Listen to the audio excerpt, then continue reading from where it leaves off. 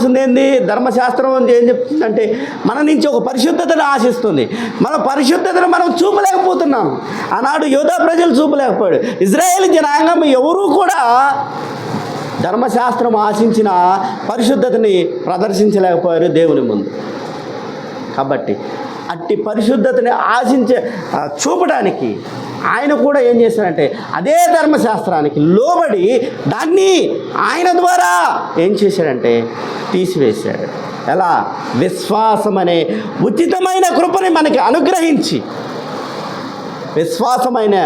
ఉచితమైన కృపని మనకి అనుగ్రహించి మనల్ని విశ్వాసులుగా చేశాడు.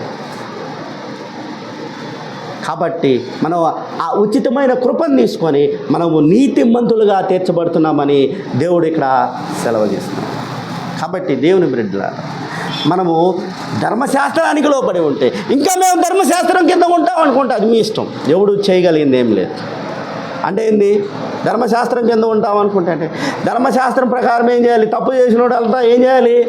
పాప పరిహార బలులు ఇచ్చుకుంటూ వెళ్ళాలి. పాప పరిహారార్థ బలులు ఇచ్చుకుంటూ వెళ్ళాలి. మరి ఆ పాప పరిహారార్థ బలులు ఇచ్చుకుంటూ అలాగే ఉండి పాపంలోనే నివసిస్తానంటే చేయగలిగింది ఏమి లేదు.